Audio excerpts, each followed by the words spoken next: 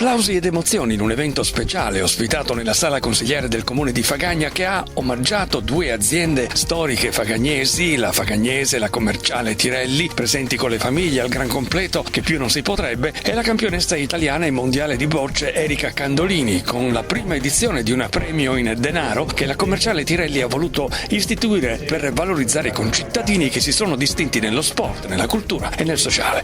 Questo premio deve essere un riconoscimento a un ragazzo giovane, donna o uomo che sia.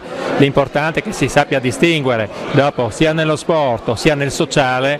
Certamente per noi è importante che partecipi, che faccia parte del paese, del nostro paese. Questo è il premio. E proprio in occasione di questo incontro, per festeggiare sia i suoi 100 anni che i 100 anni della Fagagnese, ha inteso promuovere questo riconoscimento a favore di un giovane o di una giovane che si sono particolarmente distinti e che risiedono sul nostro territorio, e siamo contenti che quest'anno la scelta sia caduta proprio su Erika Candolini, che si è distinta anche a livello mondiale. Il conferimento del premio è stata l'occasione per festeggiare i centenari di due aziende che, come ha scritto il governatore del Friuli Venezia Giulia, Massimiliano Federiga, nel messaggio letto dall'assessore di Fagagna Paolo Pipato, hanno scritto grazie all'intraprendenza e alla tenacia di due famiglie e alla dedizione di collaboratori e collaboratrici una pagina importante della storia imprenditoriale friulana, unite da un ideale filo conduttore tessuto sul lavoro, sul radicamento nel territorio e continuità familiare. Sulla stessa lunghezza d'onda anche il sindaco di Fagagna Daniele Chiarvesio e l'eurodeputata Anna Maria Cisint, che ha richiamato l'impegno a ridare una giusta dimensione alle persone e alle imprese che lavorano e ai valori che contano. La consegna del premio da parte di Edi Melchior alla guida della commerciale Tirelli insieme alla moglie Elena Tirelli è stata preceduta dagli applauditi interventi di Mario Tirelli, 92 anni appena compiuti, che con la moglie Fernanda ha continuato l'attività fondata nel 1925 da Marcello Tirelli, una bottega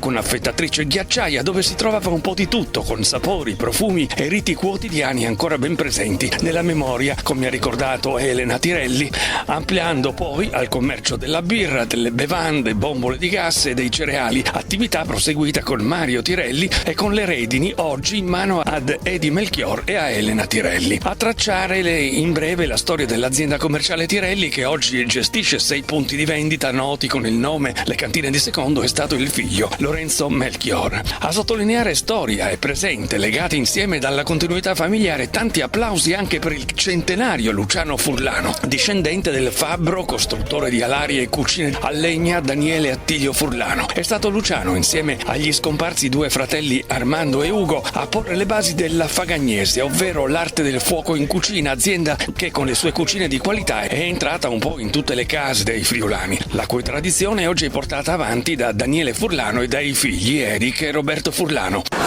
La vecchia generazione dell'azienda. Cosa posso dire? Posso dire solo che per arrivare a questo serve tanto orgoglio e tanta tenacia, serve tanta forza di volontà e voler arrivare. E io sono felice di essere arrivato a questo e spero che dopo di me l'orgoglio e la tenacia non manchino. Perché considerando che ormai non siamo di primo pelo neanche noi, l'idea di arrivare a 200 la vedo un po' difficile. Vedremo se dopo di noi ci sarà qualcuno in grado di arrivarci. Per noi, ecco, l'ambizione più grande è arrivare a 130, vuol dire che come mio nonno lavoro fino a 80. Siamo ancora qua perché ci stiamo adattando, come tante aziende devono per forza di cosa adattarsi, perché non adattandosi sei destinato a morire, e quindi adattarsi al giorno d'oggi vuol dire avere il potenziale per riuscire a guardare il futuro. Chi ha assunto, ovviamente mio nonno e mio papà sono andati in pensione, adesso sono subentrati dei giovani che come noi hanno la forza e la grinta per starci vicino e mandare avanti il nostro marchio. Luciano ha anche voluto regalare al pubblico presente la lettura di una poesia. Le valli ridenti e pianure estreme, il lago di Garda e il lago Maggiore, di Leo di Como bisogna il cuore, superbi fiumi che al mar correte. È arrivato poi il momento della giovane Erika Candolini, emozionata nonostante abbia calcato il gradino più alto dei podi nella disciplina delle bocce, più volte campionessa italiana, e nel novembre 2025 fregiata con il titolo mondiale. E una ragazza come te ha scelto questa disciplina perché? Io ho scelto di giocare a bocce perché sono venuti a scuola a farci dei corsi e poi ci hanno proposto di fare delle attività durante l'estate, allora dato che la mia famiglia mi ha sempre un po' incentivata a fare sport, per curiosità ho deciso di continuare e quindi adesso gioco ancora a bocce.